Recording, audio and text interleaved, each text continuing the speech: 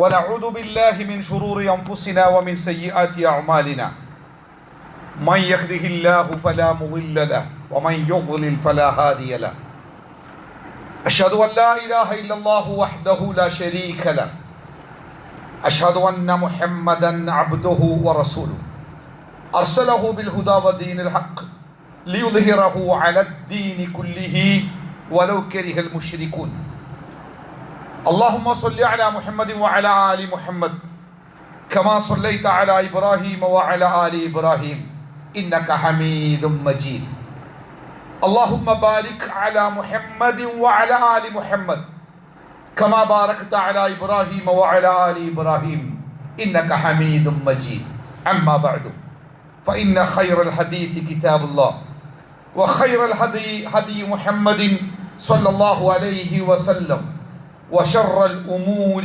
محدثاتها وكل بدعة ضلالة وكل ضلالة في النار يا أيها الذين آمنوا اتقوا الله حق تقاته ولا تموتن إلا وأنتم مسلمون أعوذ بالله من الشيطان الرجيم بسم الله الرحمن الرحيم إذا زلزلت الأرض زلزالها وأخرجت الأرض أثقالها وقال الإنسان ما لها يومئذ تحدث أخبارها بأن ربك أوحى لها يومئذ يصدر الناس أشتاتا ليروا أعمالهم فمن يعمل مثقال ذرة خيرا يره ومن يعمل مثقال ذرة شرا يره.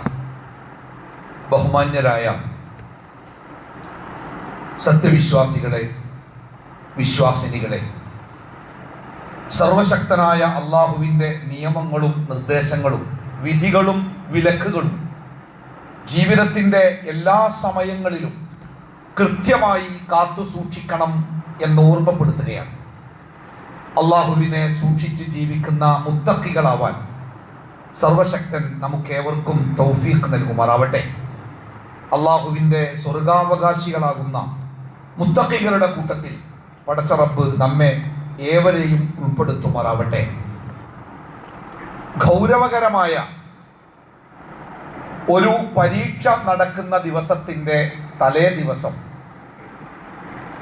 വൈകുന്നേരം കളിക്കാനുള്ള എല്ലാ ഏർപ്പാടുകളുമായി പന്തും ഡ്രസ്സും ബൂട്ടും ഒക്കെ ധരിച്ച് വീട്ടിൽ നിന്ന് കൂട്ടുകാരുടെ കൂടെ ഇറങ്ങിപ്പോകാൻ ഉമ്മയോട് അനുവാദം ചോദിക്കുന്ന ഒരു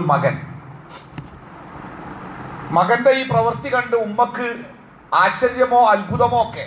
നാളെ പരീക്ഷയാണ്, പ്രധാനപ്പെട്ട പരീക്ഷയാണ്, ജയിക്കൽ നിർബന്ധമാണ്. മാത്രമല്ല ഇന്ന് ഈ ദിവസം കളിക്കാൻ പോയാൽ വീണോ മറ്റോ വല്ല അപകടവും സംഭവിച്ചാൽ പരീക്ഷ മുടങ്ങും, പരീക്ഷ മുടങ്ങിയാൽ അത് വലിയ പ്രയാസമുണ്ടാക്കും എന്നൊക്കെ തിരിച്ചറിയുന്ന ഉമ്മ മകനെ ബലമായി പിടിച്ചു വെച്ചു. കയ്യിലെ പന്ത് പിടിച്ചു വാങ്ങി അവനെ മുറിയിലിട്ട് വാതിലടച്ചു. ആ മകൻ വലിയ സങ്കടത്തിലായി. ഉമ്മയോട് ദേഷ്യം തോന്നി.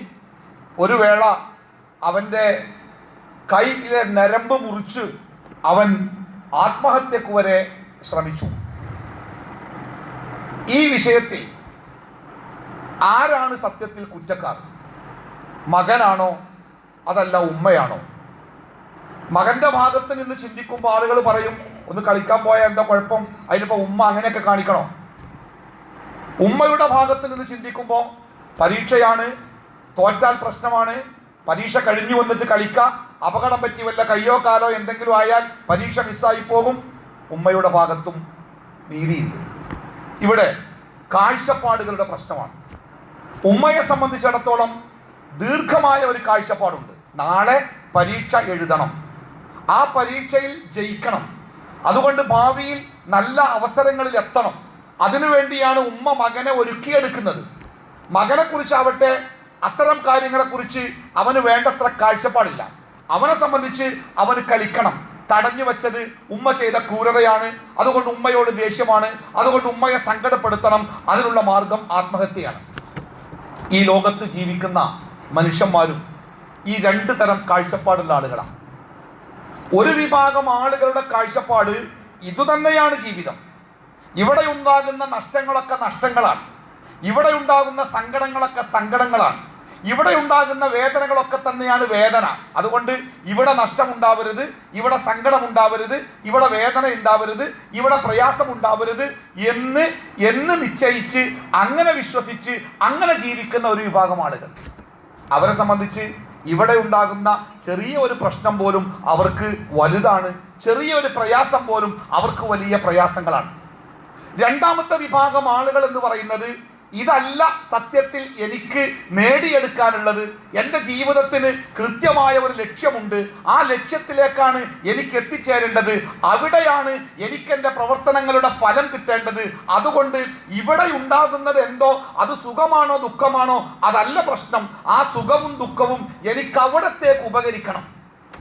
ഇതാണ് രണ്ടാമത്തെ കാഴ്ചപ്പാട്. നബി സല്ലല്ലാഹു അലൈഹി വസല്ലമയുടെ സദസ്സിൽ എപ്പോഴും പ്രവാചകന്റെ കേൾക്കാൻ വേണ്ടി കാത്തിരിക്കുന്ന, എപ്പോഴും വരുന്ന ഒരാൾ, അയാളുടെ കൂടെ ചെറിയൊരു കുട്ടിയുണ്ട്. അത് അയാളുടെ മകനാവാം അല്ലെങ്കിൽ പേരമകനാവാം. ആ കുട്ടിയെയും കൊണ്ടാണ് അയാൾ പ്രവാചകന്റെ സദസ്സിലേക്ക് വരാറ്. സദസ്സിന്റെ മുമ്പിൽ ആ കുട്ടിയെയും ചേർത്ത് പിടിച്ച് അയാൾ പ്രവാചകനെ കേട്ടുകൊണ്ടിരിക്കും. ചില ദിവസങ്ങളിൽ അയാളെ കാണാനില്ലാതെ, അയാൾ വരാതെയായി, ആ കുട്ടിയെയും കാണാതെയായി. നബി സല്ലല്ലാഹു അലൈഹി വസല്ലമ സഹാബത്തിനോട് ചോദിച്ചു, എവിടെ അയാൾ? അപ്പൊ അവർ പറഞ്ഞു, റസൂലേ, സങ്കടം, അയാളുടെ കുട്ടി മരിച്ചു, അയാളുടെ കൂടെ വരാറുള്ള ആ കുട്ടി മരിച്ചു, അയാൾ വലിയ സങ്കടത്തിലാണ്, ഇപ്പൊ വീട്ടിൽ നിന്ന് പുറത്തിറങ്ങാറില്ല. നബി സല്ലല്ലാഹു അലൈഹി വസല്ലമ അയാളുടെ വീട്ടിലേക്ക് ചെന്നു, അദ്ദേഹത്തോട് സംസാരിച്ചു. അദ്ദേഹത്തിന്റെ സങ്കടത്തിന്റെ ആഴം പ്രവാചകൻ മനസ്സിലാക്കി. എന്നിട്ട് പ്രവാചകൻ അദ്ദേഹത്തോട് പറഞ്ഞു, നിങ്ങളുടെ മകൻ, നിങ്ങൾ ഇനി ഈ ഭൂമിയിൽ ഇപ്പം എത്ര കാലം ജീവിച്ചിരിക്കുക? ആ ജീവിച്ചിരിക്കുന്ന അത്രയും കാലം നിങ്ങളുടെ മകൻ നിങ്ങളുടെ കൂടെ ഉണ്ടായിരിക്കലാണോ? അതല്ല, നാളെ പരലോകത്ത് നിങ്ങൾ പരലോകത്തെത്തുമ്പോൾ സ്വർഗത്തിന്റെ വാതിൽക്കൽ നിങ്ങളുടെ മകനെ കാണുകയും ആ മകൻ നിങ്ങളുടെ കൈപിടിച്ച് സ്വർഗത്തിലേക്ക് നിങ്ങളെ കൊണ്ടുപോവുകയും ആ സ്വർഗത്തിൽ അനന്തകാലം നിങ്ങൾ ഒരുമിച്ച് ജീവിക്കുകയും ചെയ്യുന്നതാണോ നിങ്ങൾക്ക് ഏറ്റവും ഇഷ്ടം? ജീവിതത്തിന്റെ കാഴ്ചപ്പാട് പഠിപ്പിക്കാൻ അയാൾ പറഞ്ഞു, അല്ലാഹുവിന്റെ റസൂലേ, ആ മകൻ എനിക്ക് മുമ്പേ സ്വർഗത്തിലെത്തുകയും എനിക്ക് വേണ്ടി സ്വർഗത്തിന്റെ വാതിൽക്കൽ കാത്തു നിൽക്കുകയും ഞാൻ വരുമ്പോൾ എന്നെയും കൊണ്ട് സ്വർഗത്തിലേക്കും പോവുകയും ചെയ്യുകയാണെങ്കിൽ അതാണ് റസൂലെ എനിക്കേറെ ഇഷ്ടം. റസൂൽ പറഞ്ഞു, എന്നാൽ അങ്ങനെയാണ്, ആ മകൻ നിങ്ങളെ കാത്തിരിക്കും, നിങ്ങളെയും കൊണ്ട് നിങ്ങൾക്ക് മുമ്പേ സ്വർഗത്തിലെത്തി അവൻ നിങ്ങളെയും കൊണ്ട് സ്വർഗത്തിലേക്ക് പോകും. ഇതൊരു കാഴ്ചപ്പാടാണ്.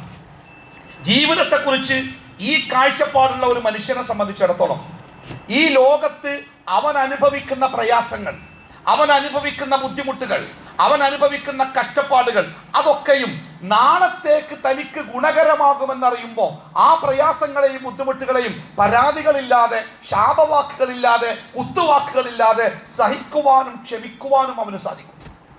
ഓപ്പറേഷന് വേണ്ടി കയ്യിലേക്ക് ഇരുമ്പിന്റെ കമ്പി കുത്തിക്കയറിയ ഒരു കുട്ടിയെയും കൊണ്ട് ഡോക്ടറുടെ അടുത്തെത്തിയ ഒരു ഉമ്മയെ ഞാൻ കണ്ടിട്ടുണ്ട്. ആ മകൻ വേദന കൊണ്ട് പടയുന്നു, അവന് പേടിയാണ്, ഡോക്ടറെ പേടിയാണ്, കത്തി പേടിയാണ്, കത്രിക പേടിയാണ്, ഒക്കെ പേടിയാണ്. അവൻ കടന്ന് പടയുന്നുണ്ട്. പക്ഷെ കൂടെ സഹായിക്കാൻ ആരുമില്ലാത്തത് കൊണ്ട് ആ ഉമ്മ തന്നെയാണ് മകന്റെ കൈ ഇങ്ങനെ പിടിച്ചു കൊടുത്തിരിക്കുന്നത്. മകന്റെ കയ്യിലേക്ക് നോക്കാൻ കഴിയാതെ ആ ഉമ്മ മുഖം തിരിച്ചു പിടിച്ചിട്ടുണ്ട്. ഉമ്മ കരയുന്നുണ്ട്, കണ്ണിന്ന് കണ്ണീര് വരുന്നുണ്ട്. പക്ഷെ എൻ്റെ മകന്റെ കയ്യിലുള്ള ഉമ്മയുടെ പിടുത്തം അത്രയും ശക്തമാണ്. ഡോക്ടർ പതുക്കെ പതുക്കെ ആ കമ്പി നീക്കം ചെയ്യാൻ ശ്രമിക്കുന്നുണ്ട്.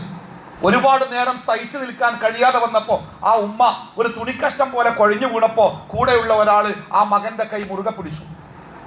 എന്തിനു വേണ്ടിയായിരിക്കും ആ ഉമ്മ ആർത്തലക്കുന്ന മകനെ ഡോക്ടറുടെ കത്തിയുടെ അല്ലെങ്കിൽ ഡോക്ടറുടെ ആ കത്രികയുടെ മുമ്പിലേക്ക് എന്തിനായിരിക്കും ആ ഉമ്മ മകനെ പിടിച്ചു കൊടുത്തത്?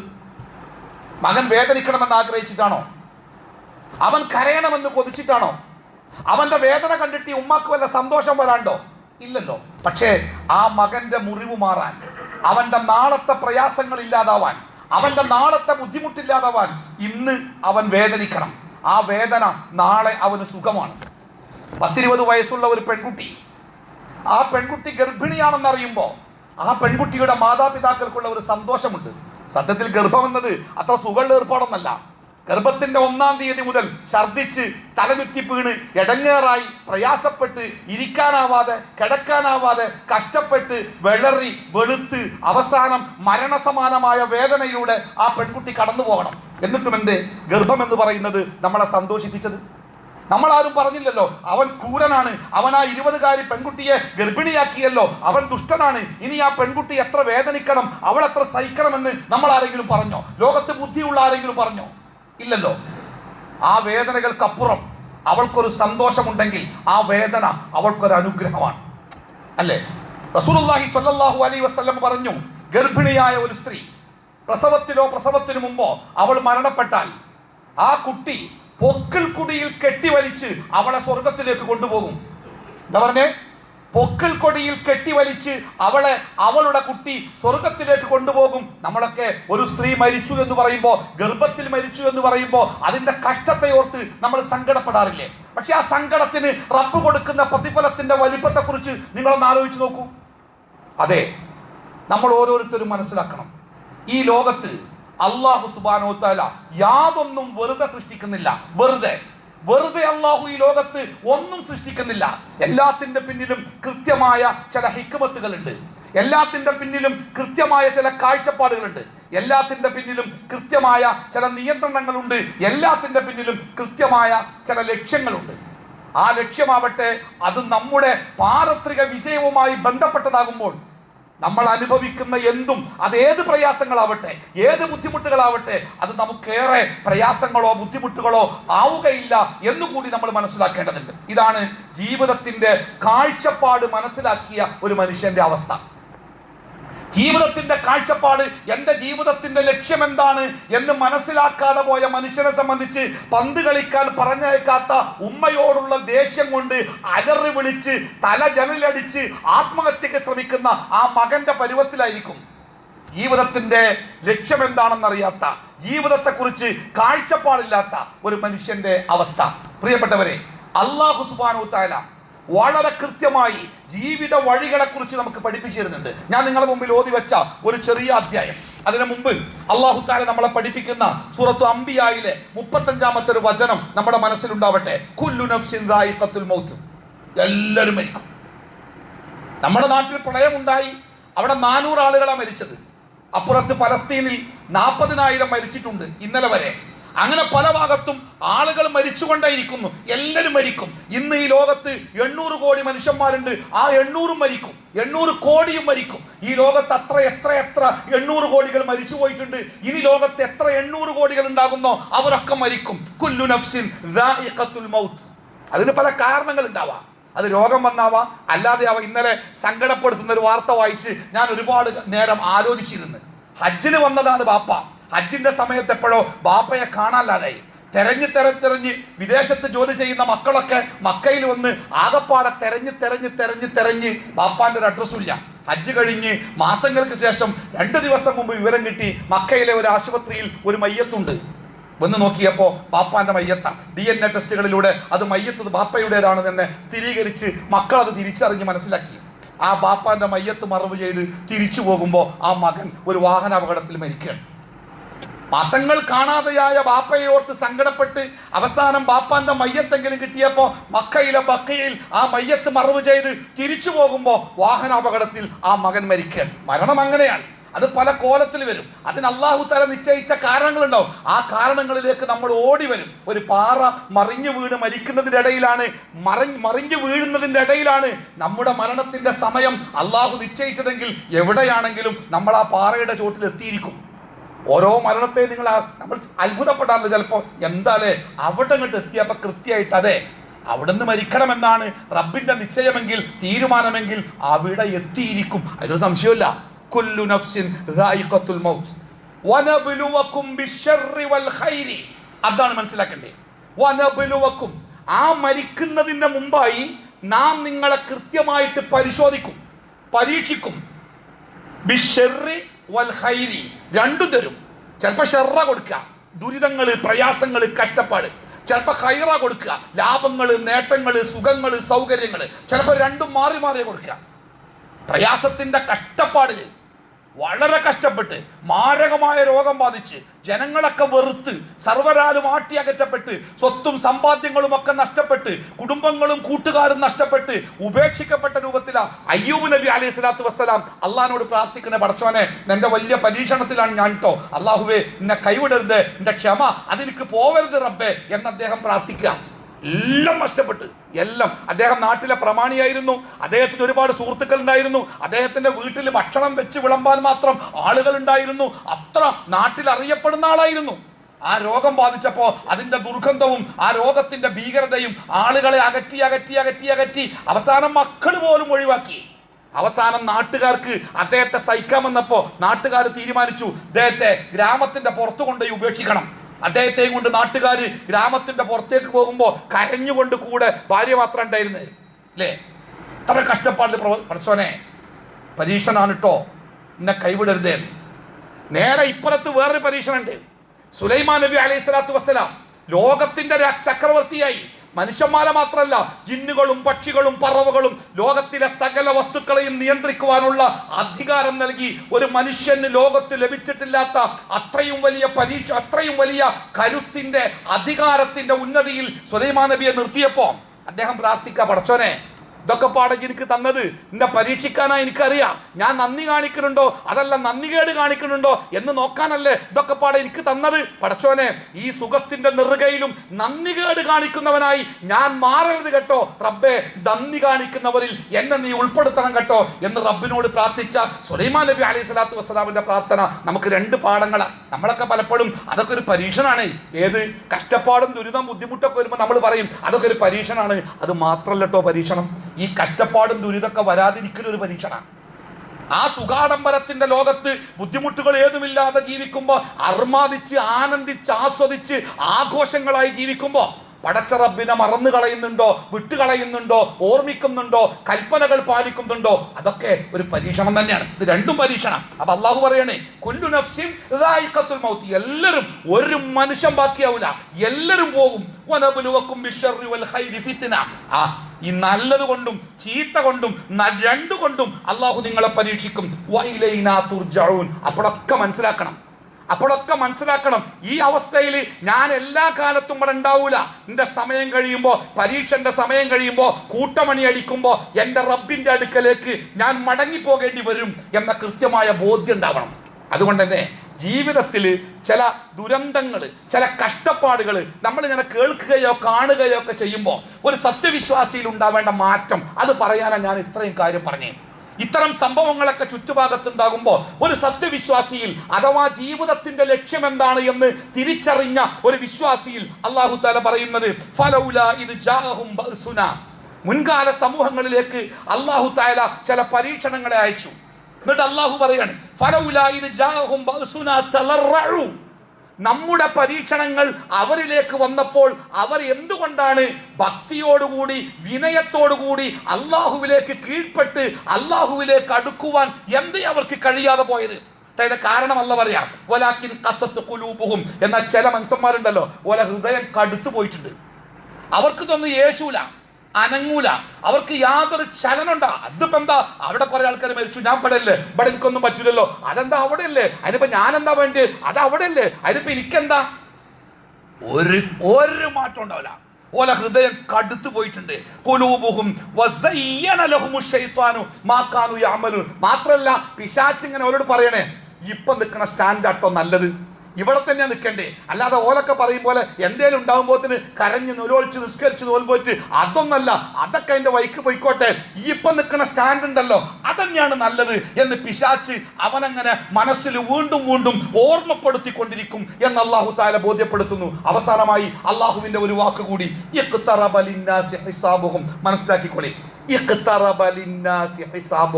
മനുഷ്യന്റെ കർമ്മങ്ങളുടെ വിചാരണയുണ്ടല്ലോ, ആ വിചാരണ ഇതാ അടുത്തെത്തിയിട്ടുണ്ട്. പക്ഷെ മനുഷ്യന്മാർക്ക് അതിനെക്കുറിച്ച് യാതൊരു ബോധമല്ല. ഈ ഇരിക്കുന്ന ഇരിപ്പിൽ ഈ മേൽക്കൂര നമ്മുടെ മീതെ അങ്ങ് അമർന്നു പോവുകയില്ല എന്ന് ഉറപ്പിച്ചു പറയാൻ ഈ ലോകത്ത് ഏത് മനുഷ്യനാ ധൈര്യമുള്ളത്? ഉറങ്ങുന്ന ഉറക്കത്തിൽ രാവിലെ എണീക്കുമ്പോൾ ഞാനും എൻ്റെ മക്കളും ഈ വീട്ടിലുണ്ടാകും എന്ന് പറയാൻ നമ്മുടെ ചുറ്റുപാടുകളെ കുറിച്ച് പഠിക്കുന്ന ഏതൊരു മനുഷ്യനാ സാധിക്കുന്നത്? കയറി വന്ന വെള്ളത്തിൽ പുറത്തിറങ്ങാൻ കഴിയാതെ മക്കളെ ചേർത്ത് പിടിച്ച് ജനൽ കമ്പിയിൽ മുറുകെ പിടിച്ചിരിക്കുന്ന ഒരു മനുഷ്യൻ, ആ ഇരുട്ടിൽ ഒഴുക്കിൽ തൻ്റെ കയ്യിലെ ഓരോ മക്കളും വേർപെട്ടു പോകുന്നത് അറിഞ്ഞ് സങ്കടപ്പെട്ട ബാപ്പാന്റെ വർത്താനം നമ്മൾ കേട്ടില്ലേ? അത്രയുള്ളൂ ജീവിതം, അത്രയുള്ളൂ ജീവിതം. പക്ഷേ ഇബ്ലീസ് ഇങ്ങനെ അത് വിചാരിച്ചു കണ്ട് നമ്മളിപ്പോൾ അങ്ങനെ കുത്തിരിക്കുക, അത് വരുമ്പോൾ വരും, അത് വരുമ്പോൾ വന്നോട്ടെ, അതിനിപ്പോൾ നമ്മളെന്താ ചെയ്യേണ്ടത്? അള്ളാഹ് പറയാണ്, മനുഷ്യരെ നിങ്ങളുടെ വിചാരണ, നിങ്ങളുടെ ജീവിതത്തിൽ നിങ്ങൾ എന്തു ചെയ്തിരിക്കുന്നു എന്ന് വിചാരണ ചെയ്യാനുള്ള സമയമുണ്ടല്ലോ, ദാ അടുത്തടുത്ത് വന്നുകൊണ്ടിരിക്കുക. പക്ഷേ മനുഷ്യന്മാർക്ക് യാതൊരു ബോധമല്ല, അവർ അശ്രദ്ധയില്ല. കിട്ടും പോലെ ആഘോഷിക്കുക, കിട്ടും പോലെ ആനന്ദിക്കുക, കിട്ടും പോലെ അവർ സന്തോഷത്തില. അവർക്ക് മാറാൻ സമയമായിട്ടില്ല. ഞാൻ ഓതിയ ആയത്ത് സൂറത്ത് നമുക്ക് എല്ലാവർക്കും പരിചയമുള്ള വിശുദ്ധ ഖുർആനിലെ ഒരു ചെറിയ സൂറത്താണ്. സൂറത്തുൽ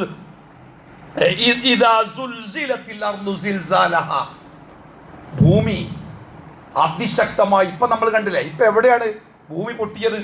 ആ പൊട്ടിയ ഭാഗങ്ങൾ എന്ന് നോക്കി, ഒരു വട്ടത്തിലെ പൊട്ടലാണ് ഒരു ഗ്രാമത്തിനെ മുഴുവനും ഒലിച്ചു കൊണ്ടുപോകാൻ കാരണമായത്. ഇനി നേരെ മറിച്ചെന്ന് ആലോചിച്ച് നോക്കി, ആ ഗ്രാമത്തിൽ പൊട്ടലുണ്ടായപ്പോൾ എണീറ്റ ആളുകൾ വെള്ളമില്ലാത്ത സ്ഥലത്തേക്ക് ഓടി രക്ഷപ്പെട്ടിട്ടുണ്ട്, കുന്നിൻ മുകളിലേക്ക് കയറിയിട്ടുണ്ട്, ദൂരെയുള്ള റിസോർട്ടുകളിലേക്ക് അവർ അഭയം തേടിയിട്ടുണ്ട്, രക്ഷപ്പെടാൻ ശ്രമിച്ചിട്ടുണ്ട്, കുറെ ആളുകൾ രക്ഷപ്പെട്ടിട്ടുണ്ട്. എന്നാ നോക്കൂ, ഭൂമി കുലുങ്ങുകയാണ്. നമ്മൾ പുറത്തിറങ്ങി നോക്കുക, കുലുങ്ങുകയാണ്, എല്ലായിടത്തും കുലുങ്ങുകയാണ്. ഭൂമി മുഴുവനും ഒരേ സമയത്ത് അതിശക്തമായി കുലുങ്ങുകയും,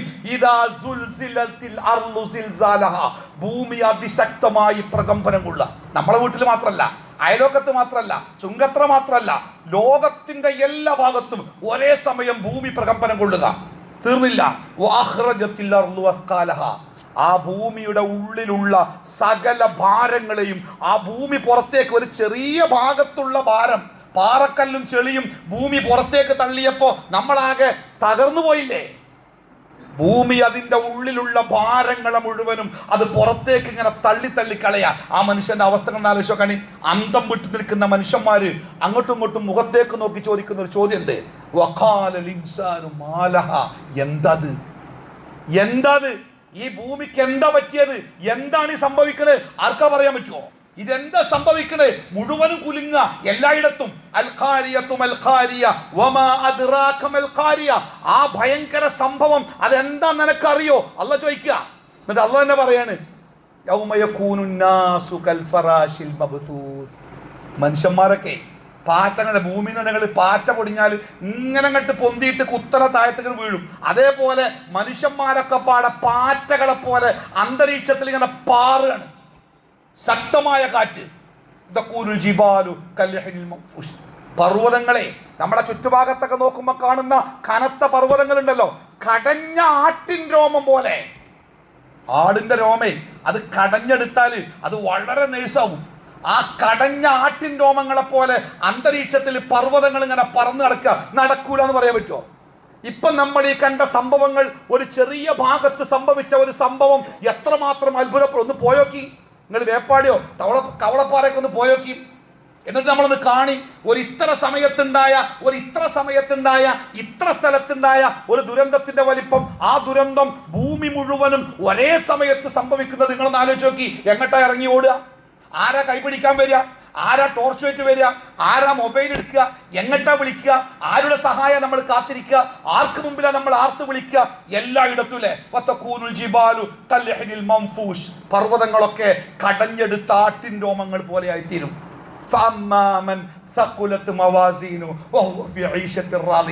അന്ന് ആ ദിവസത്തിൽ ആരുടെ നന്മയുടെ തുലാസ് കനം കൂടിയിട്ടുണ്ടോ, അവൻ സന്തോഷകരമായ ഒരു ജീവിതത്തിലേക്ക് പോകും.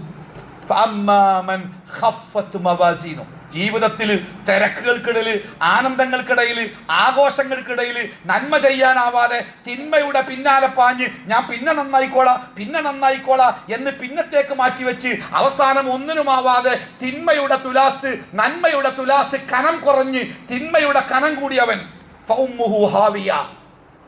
കണ്ടതൊന്നുമല്ല, അവൻ പോകാനിരിക്കുന്നത് ഹാവിയയിലേക്കാണ്.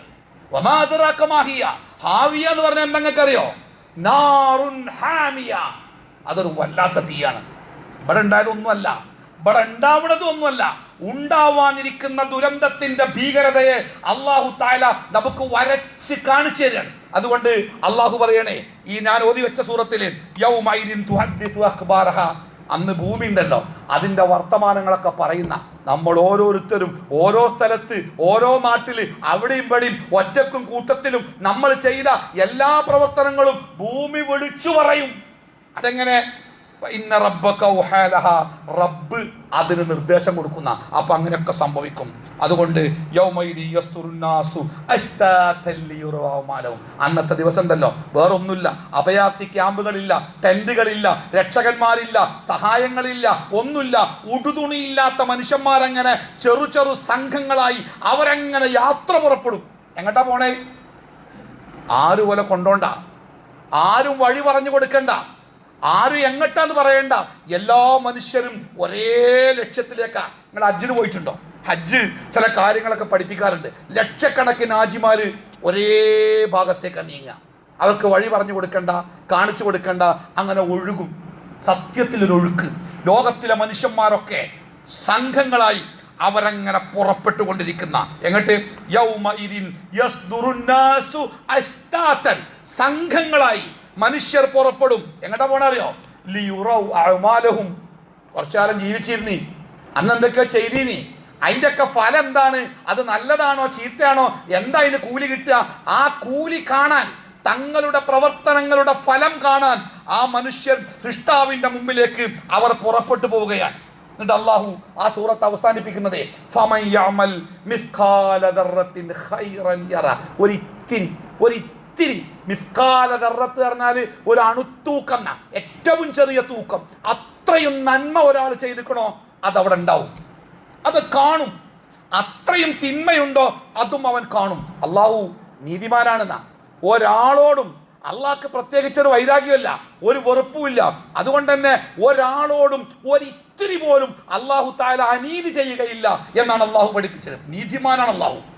അള്ളാഹുവിന്റെ കാരുണ്യം, അള്ളാഹുവിന്റെ നീതി, അള്ളാഹുവിന്റെ ഹിക്മത്ത്, ഇത് മൂന്നും ഈ ലോകത്ത് നമ്മൾ മനസ്സിലാക്കണം. അള്ളാഹിന്റെ കാരുണ്യം. നമ്മൾ പറയാ, ആളുകൾ ചോദിക്കുക, എവിടെ നിങ്ങളെ പടച്ചോന് കരുണയില്ലേ? ഈ ശരീരം നഷ്ടപ്പെട്ട, കൈമുറിഞ്ഞ, മുഖം മുറിഞ്ഞ, തല നഷ്ടപ്പെട്ട മക്കൾ, ശരീരം നഷ്ടപ്പെട്ട മനുഷ്യർ, എവിടെ ദൈവത്തിന് കാരുണ്യമില്ലേ എന്നൊക്കെ ചോദിക്കുന്ന ആൾക്കാർ, അവർ ദൈവത്തിന്റെ കാരുണ്യത്തെ കുറിച്ച് മനസ്സിലാക്കണം. അതോടൊപ്പം ദൈവത്തിന്റെ സൃഷ്ടിപ്പിലെ ഹിക്മത്ത്, എന്തിനാണ് അള്ളാഹു ഇങ്ങനെ സൃഷ്ടിക്കുന്നത്, ആ ഹിക്മത്ത് മനസ്സിലാക്കണം. മൂന്നാമത്തേത്, ഒരാളും സങ്കടപ്പെടണ്ട, ഒരാളും വേവലാതിപ്പെടണ്ട. ഒരാൾക്കും അള്ളാഹു ഒരിത്തിരി പോലും ഒരാളോടും അതിക്രമം കാണിക്കൂല, ഒരാളോടും ഒരിത്തിരി പോലും അള്ളാഹു അനീതി കാണിക്കൂല, ഒരാളെയും അള്ളാഹു അനർഹമായി ഒരിത്തിരി പോലും വേദനിപ്പിക്കൂല. അള്ളാഹുവിന്റെ എല്ലാ സൃഷ്ടിപ്പിന്റെ പിന്നിലും കൃത്യമായ ഹിക്മത്തുകളുണ്ട് എന്നുകൂടി മനസ്സിലാക്കണം. ഒരു നല്ല കെട്ടിടം ഉണ്ടാക്കാൻ, ആ കെട്ടിടത്തിൽ മനോഹരമായി പാർക്കാൻ എത്രയോ തൊഴിലാളികൾ കഷ്ടപ്പെട്ട് പണിയെടുക്കണം. എന്താണ് ആ കഷ്ടപ്പാട്? രാവും പകലും അവർ കഷ്ടപ്പെടുക. എന്തിനാ കഷ്ടപ്പെടുന്നത്? ആ വീട്ടിൽ സുഖമായി ജീവിക്കേണ്ടവർക്ക് വേണ്ടിയ കഷ്ടപ്പാട്. താജ്മഹൽ ഉണ്ടാക്കിയ തൊഴിലാളികളുടെ ചരിത്രങ്ങൾ വായിച്ചു നോക്കി, ഈജിപ്തിലെ മമ്മികൾ ഉണ്ടാക്കിയ തൊഴിലാളികളുടെ ചരിത്രം വായിച്ചു നോക്കി. അവരൊക്കെ കഷ്ടപ്പെട്ട കഷ്ടപ്പാട്, അവരൊക്കെ അടിമകളായി മൃഗങ്ങളെക്കാൾ കഷ്ടപ്പെട്ട് ജോലി ചെയ്ത് എന്തായി അല്ലേ? കഷ്ടപ്പാടുകൾക്ക്, ബുദ്ധിമുട്ടുകൾക്ക്, പ്രയാസങ്ങൾക്ക് കൃത്യമായിട്ട് കൂലി തരുന്ന നീതിമാനായ ഒരു റബ്ബിന്റെ മുമ്പിലേക്കാണ് നമ്മുടെ യാത്ര എന്ന തിരിച്ചറിവ് മനസ്സിലുണ്ടാകുമ്പോൾ നമ്മുടെ ജീവിത ലക്ഷ്യത്തെക്കുറിച്ചും ആ ലക്ഷ്യത്തിലേക്കുള്ള മാർഗത്തെക്കുറിച്ചും നമുക്ക് കൃത്യമായ കാഴ്ചപ്പാടുണ്ടാവും. അല്ലാഹു തആല നമ്മളെ എല്ലാവരെയും അനുഗ്രഹിക്കുമാറാവട്ടെ.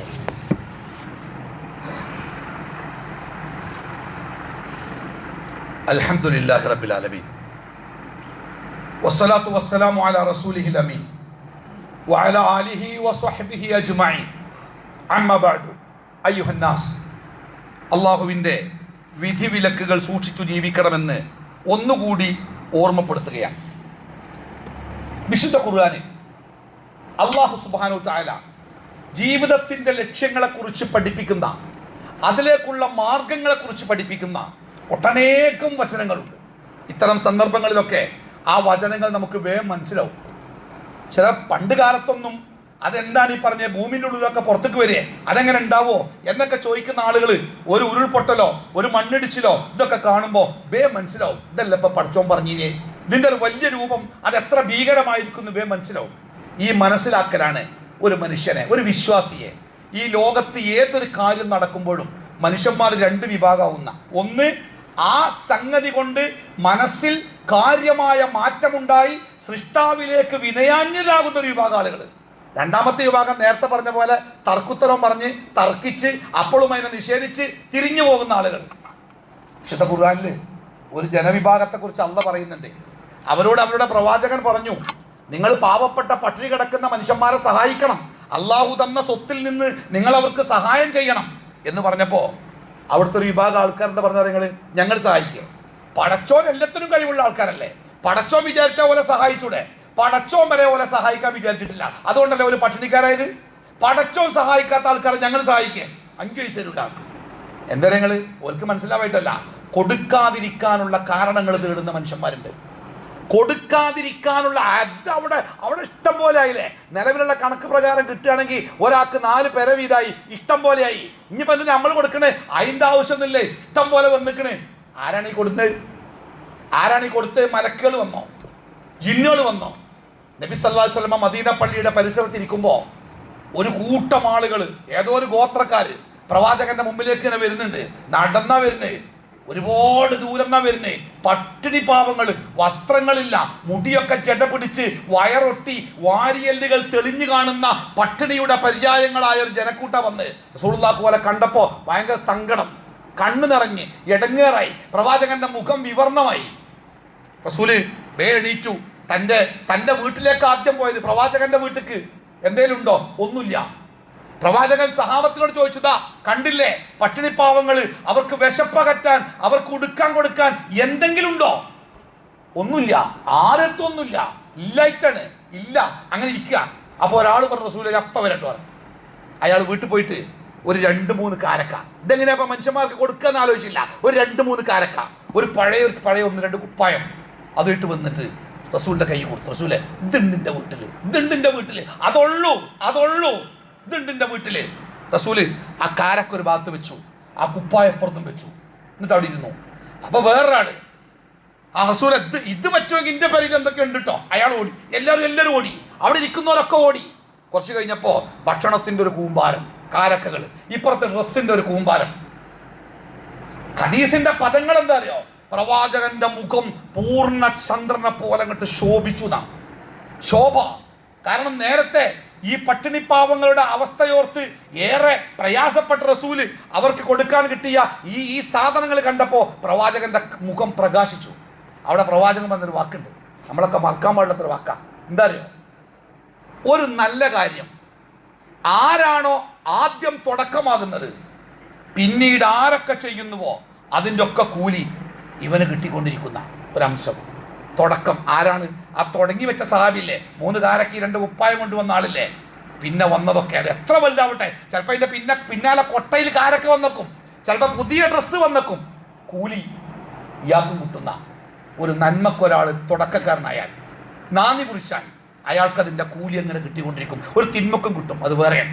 അപ്പോൾ എൻ്റെ പ്രിയപ്പെട്ടവരെ, നമ്മുടെ വിശ്വാസത്തിൻ്റെ ഇസ്ലാമിക ചില ആൾക്കാരൊക്കെ പറയാണ്, ഇവിടെ ഇങ്ങനെ ഈ ജനങ്ങളെ സഹായിക്കുന്ന കാര്യത്തിൽ, അവരുടെ പ്രയാസങ്ങൾ ലഘൂകരിക്കുന്ന കാര്യത്തിൽ ഒരു പ്രത്യേക സമുദായത്തിൻ്റെ ഒരു താല്പര്യത്തിൻ്റെ കാരണം എന്താണ്? അത് പല നിലക്ക് വ്യാഖ്യാനിക്കപ്പെടുന്നുണ്ട്. ഒരു കാര്യം മനസ്സിലാക്കണം, വേദനിക്കുന്നവന്റെ വേദനക്ക് പരിഹാരമാവുക എന്നത് വിശ്വാസത്തിന്റെ ഭാഗമായ ഒരു മതമാണ് ഇസ്ലാം. അയൽക്കാരന്റെ വിശപ്പ് എൻ്റെ വിശ്വാസത്തിന്റെ ഭാഗമാണെന്ന് പഠിപ്പിച്ച മതം. ഞാൻ എൻ്റെ വീട്ടിൽ എൻ്റെ മക്കൾക്ക് ഞാൻ അധ്വാനിച്ചുണ്ടാക്കിയ പണം കൊണ്ട് ഞാൻ എൻ്റെ മക്കൾക്ക് ചോറ് വിളമ്പുമ്പോൾ എൻ്റെ അയൽവാസിയുടെ മക്കള് ചോറില്ലാത്ത കാലിപാത്രത്തിലേക്ക് സങ്കടപ്പെട്ടിരിക്കുന്നുണ്ടെങ്കിലേ എൻ്റെ വിശ്വാസത്തിന് വിലയില്ല എന്ന് പഠിപ്പിച്ച മതം. അയൽക്കാരൻ്റെ വിശപ്പ് എൻ്റെ ആത്മീയതയുടെ ഭാഗമാണെന്ന് പഠിപ്പിച്ച മതം നമുക്ക് എങ്ങനെ കാണാതിരിക്കാൻ പറ്റുമോ? അത് അവിടെയല്ലേ, അത് ഇവിടെയല്ലേ, ഒരു ജാതി വേറെയല്ലേ, മതം വേറെയല്ലേ, കാണാതിരിക്കാൻ പറ്റുമോ ഒരു മുസൽമാനെ സംബന്ധിച്ച്?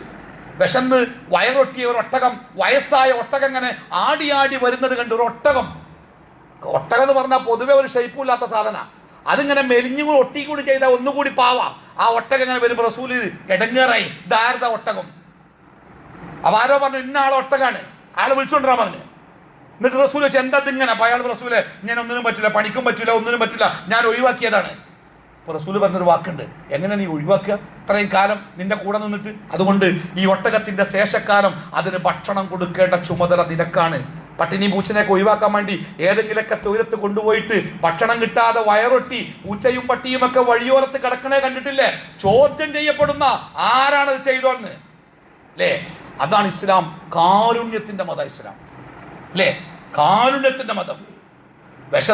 വിശന്ന് വലഞ്ഞ് മരുഭൂമിയിലൂടെ സഞ്ചരിക്കുമ്പോൾ തൊണ്ടയിൽ വെള്ളമില്ലാതെ മരണത്തിന്റെ മുമ്പിൽ നിൽക്കുമ്പോഴാണ് മരുഭൂമിയിൽ ഒരു പൊട്ടക്കിണർ കാണണേ. അയാൾ ആ കിണറ്റിക്ക് നോക്കി, കിണറ്റിന്റെ അടിയിൽ താഴത്തിരി വെള്ളമുണ്ട്. ഒന്നും ആലോചിച്ചില്ല, ആ കിണറ്റിക്കൺ ചാടിയിട്ട് അയാൾ ഇഷ്ടം പോലെ വെള്ളം കുടിച്ച്, എന്നിട്ട് കാട്ടുവള്ളിയിലൊക്കെ പിടിച്ച് അയാൾ മേലേക്ക് കയറി ജീവിതം തിരിച്ചു കിട്ടിയ സന്തോഷത്തിൽ അയാൾ നടന്നു പോകുമ്പോണ്ട് ഒരു നാവൊക്കെ കൊണ്ട് തൂങ്ങിയിട്ട് നിലത്തെത്തിക്കണ്, തല കണ്ട് കുനിഞ്ഞിട്ട് ആകെ താന്നു പോയിട്ടുണ്ട്. വെള്ളം കിട്ടാതെ ആ നായ മരണത്തിന്റെ വക്കിൽ ഇങ്ങനെ ആടി ആടി ആടി പോവാ. നായയാണ്, അയാൾക്ക് തിരിഞ്ഞു നടക്കാം, ഒരു കല്ലെടുത്തെറിയാം, നായയാണല്ലോ ചാകട്ടെ എന്ന് വിചാരിക്കാം. പക്ഷെ അയാൾ ആലോചിച്ചത് തൊട്ട് മുമ്പത്തെ തൻ്റെ അവസ്ഥയാണ്, വെള്ളം കിട്ടാത്തൻ്റെ അവസ്ഥ എന്തേലും. പിന്നെ ഒന്നും ആലോചിച്ചില്ല, നായയും കൊണ്ടാ പോയത് കിണറ്റിൻ്റെ പക്കത്തേക്ക്.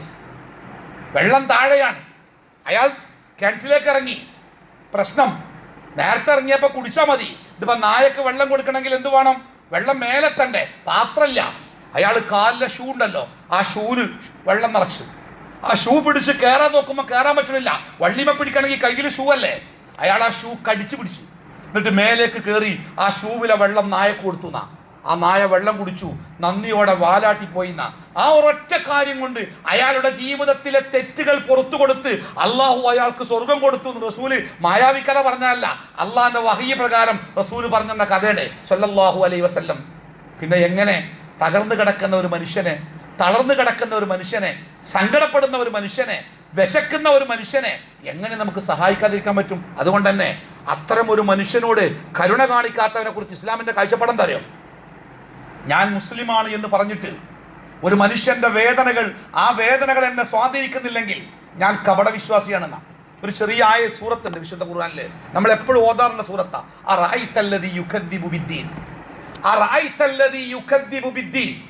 അള്ളാഹുവിന്റെ ദീനിനെ കളവാക്കിയവൻ, അഥവാ ദീനിനെ വ്യാജമാക്കിയവൻ, അഥവാ വ്യാജ വിശ്വാസി, അവനാണ് കപടവിശ്വാസി. ഉള്ളിൽ വിശ്വാസമല്ല, പുറത്തിങ്ങനെ വിശ്വാസമുള്ളവനെ പോലെ നടക്കുക. അവന്റെ ഉള്ളിൽ ഒരു വിശ്വാസമല്ല, പരലോക വിശ്വാസമല്ല, സ്വർഗ വിശ്വാസമല്ല, നരക വിശ്വാസമല്ല, ഒന്നുമില്ല. അവനാകെ ദുന്യാവിൽ ഒരു നിരീശ്വരവാദിയെ പോലെ ദുന്യാവിൽ കിട്ടണം, ഇവിടെ ജീവിക്കണം, ഇവിടെ ഉണ്ടാക്കണം, അതിന്റെ അപ്പുറത്തേക്ക് ഒന്നുമില്ല. പരലോകം എൻ്റെ ഉള്ളിലില്ല, പക്ഷെ ഉള്ളതുപോലെ അഭിനയിച്ചുകൊണ്ടാണ് ജീവിക്കുക. അവനെ കുറിച്ച് പറഞ്ഞേ, മതത്തിനെ കളവാക്കിയവനെ നീ കണ്ടിട്ടുണ്ടോ? ഓന്റെ അടയാളം പറയണേ, ഇടയിൽ കൂടെ ഒക്കെ ഉണ്ട്, നമ്മുടെ ഇടയിലൊക്കെ ഉണ്ടാവും, നമ്മളാവാം, ശ്രദ്ധിക്കണം. എന്താ ഓന്റെ അടയാളം എന്നറിയോ? എന്താ ഓന്റെ അടയാളം? കൊമ്പുണ്ടാവുന്ന, തുമ്പിക്കൈ ഉണ്ടാവുന്ന, എന്താ ഓന്റെ അടയാളം? അനാഥകളെ തള്ളിവിടുന്നവൻ. പിതാവില്ലാതെ അശരണരായി ജീവിക്കാൻ മാർഗമില്ലാതെ ദയനീയമായ മുഖങ്ങളും കണ്ണുകളുമായി കുടുംബത്തിലോ അല്ലാതെയോ നമ്മുടെ മുമ്പിലേക്ക് കടന്നു വരുന്ന ഒരു അനാഥ കുട്ടി. അതെ, അതൊക്കെ ഒരു വണ്ടി വരിക. അപ്പൊ നമ്മൾ വിളിച്ചോട് നോക്കിയാല് പിന്നെ നമ്മൾ അതിന് കണക്ക് പറയേണ്ടി വരും. അതുകൊണ്ട് അതിന്റെ പിന്നാലൊന്നും പോണ്ട, അതൊക്കെ എന്തേലും ആയിക്കോട്ടെ, ഇവിടെ സർക്കാരില്ലേ, ഗവൺമെന്റ് ഇല്ലേ, ഓരൊക്കെ നോക്കിക്കോളും. അനാഥയെ തള്ളിവിടുന്നവൻ. പ്രത്യേകം ശ്രദ്ധിക്കണം. മിസ്കീൻ, അശരണരായ, ദരിദ്രരായ, പരമപാവം ആളുകൾക്ക് ഭക്ഷണം കൊടുക്കാത്തവൻ എന്നല്ല പറഞ്ഞേ, ഭക്ഷണം കൊടുക്കാൻ പ്രോത്സാഹിപ്പിക്കാത്തവൻ. കൊടുക്കുക എന്നുള്ളത് അതിന്റെ അപ്പുറത്താ. എന്നെ കൊണ്ട് കൊടുക്കാൻ കഴിയില്ല, നോക്കി ഒരു പാവണ്ട്, നിങ്ങൾ എന്തെങ്കിലും കൊടുക്കുവോ? ഇത് കൊടുക്കാൻ പോലും അയക്കൂല. ആർക്ക് കൊടുക്കണ്, എന്തിനു കൊടുക്കണ്, അതിൻ്റെ ഒന്നും ആവശ്യമില്ലേ, അതൊക്കെ വെറുതെ ആണ്, തട്ടിപ്പാണ്. എന്തിനാ കൊടുക്കണേ? ഇത്രയും കഷ്ടപ്പെട്ടിട്ടും ആ വയനാടിലെ ഒരു പാവപ്പെട്ടവന് കൊടുക്കാൻ ഒരു 10 ഉറുപ്പിക എന്റെ കീസിൽ നിന്ന് ഇതുവരെ ചെലവായിട്ടില്ല എന്നൊരാൾ നമ്മുടെ കൂട്ടത്തിൽ നിന്ന് പറയുന്നുണ്ടെങ്കിലേ ഒന്ന് ആലോചിക്കണം, നമ്മുടെ ഈമാന്റെ അവസ്ഥ എന്താണ്, നമ്മുടെ ഇസ്ലാമിന്റെ അവസ്ഥ എന്താണ് അല്ലേ? അള്ളാഹു കപടവിശ്വാസിയുടെ, മതനിഷേധിയുടെ അടയാളമായി പറഞ്ഞ രണ്ടാമത്തെ അടയാളം, ഒന്ന് അനാഥനെ സംരക്ഷിക്കാൻ മടി കാണിക്കുന്നവൻ, അവനെ തള്ളിക്കളയുന്നവൻ. 2, അഗതികൾക്ക് ഭക്ഷണം കൊടുക്കുന്നതിൽ പ്രോത്സാഹനം ചെയ്യാത്തവൻ. കൊടുക്കാത്തൊന്നല്ല, അതായാലും വലുതാ. ഇത് കൊടുക്കാൻ പ്രോത്സാഹിപ്പിക്കാത്തവൻ അല്ലേ? അപ്പൊ കഷ്ടപ്പെടുന്നവരുടെ കഷ്ടപ്പാട് നമ്മുടെയും കൂടി കഷ്ടപ്പാടാണ്. അത് അള്ളാഹു അത്തരമൊരു വാർത്ത, അവിടെ ഒരാൾ കഷ്ടപ്പെടുന്നുണ്ട് എന്നൊരു വാർത്ത നമ്മളെ കേൾപ്പിക്കണത് എന്തിനാ നിങ്ങള്? വെറുതെ അല്ല. അത് നമ്മളെ കേൾപ്പിക്കുന്നതേ നമുക്കതിൽ ഒരു ദൗത്യം നിർവഹിക്കാനുണ്ട് എന്നതുകൊണ്ടാണ് നമ്മളെ അള്ളാഹു അത് കേൾപ്പിച്ചത്. ആ കേൾക്കലുണ്ടല്ലോ, അതൊരു പരീക്ഷണ. ആ കേൾക്കല് കേട്ടു, എന്നിട്ട് എന്താ ചെയ്ത്? നാളെ പരലോകത്ത് അള്ളാഹുവിന്റെ മുമ്പിൽ വിചാരണക്ക് വരുമ്പോ അള്ളാഹു ഒരാളോട് ചോദിക്കുന്ന ചോദ്യം ഉണ്ട്. എന്താണ്? ഞാൻ വിശന്നിരിക്കെ നീ എന്തേ എനിക്ക് ഭക്ഷണം തരാഞ്ഞത്? അല്ല ചോദിക്കുക, നമ്മളോട് ചോദിക്കും, നിങ്ങളോടൊക്കെ ചോദിക്കും. ഞാൻ എന്ന് പറഞ്ഞ അല്ലാണ്. ഞാൻ വിശന്നിരുന്നു എന്നറിഞ്ഞിട്ട് നീ എന്തേ എനിക്ക് ഭക്ഷണം തരാഞ്ഞത്? അപ്പോ തിരിച്ചൊരു ചോദ്യമുണ്ട്. റബ്ബുൽ ആലമീനായ തമ്പുരാനെ, നിനക്ക് വിശക്കേ ഞാൻ എങ്ങനെ റബ്ബേ നിനക്ക് ഭക്ഷണം തരും? അപ്പൊ അല്ല ചോദിക്കും, ഇന്ന ആളുകൾ വിശന്നിരിക്കുന്നുണ്ട് എന്നറിഞ്ഞ് അവർക്ക് നീ ഭക്ഷണം കൊടുത്തിരുന്നെങ്കിൽ നിനക്കവിടെ എന്നെ കാണാമായിരുന്നു അല്ലേ? എന്താണ് ആ വാക്കിൻ്റെ വലിപ്പല്ലേ? അതുകൊണ്ട് പ്രിയപ്പെട്ടവരെ, പരീക്ഷണങ്ങൾ അനുഭവിക്കുന്നവർക്ക് മാത്രമല്ല, അത് കാണുന്നവർക്കും കേണുന്നവർക്കും ഒക്കെ പരീക്ഷണങ്ങളാണ്. അതുകൊണ്ട് ആ പരീക്ഷണങ്ങളായി കാണുക. ഇവിടെ നമുക്കൊരു നഷ്ടം വരാല്ല, ഇവിടെ നമുക്ക് ഒന്നും പറ്റല്ല. കിട്ടൊരു പരീക്ഷണം ആയതുകൊണ്ട് തന്നെ, നമ്മൾ ജീവിതത്തിൽ ഒരു പരീക്ഷ എഴുതുന്നവരായതുകൊണ്ട് തന്നെ റിസൾട്ട് വരുന്ന ഒരു ദിവസമുണ്ട്. ആ ദിവസത്തിലേക്കാണ് നമ്മൾ പോകേണ്ടത്.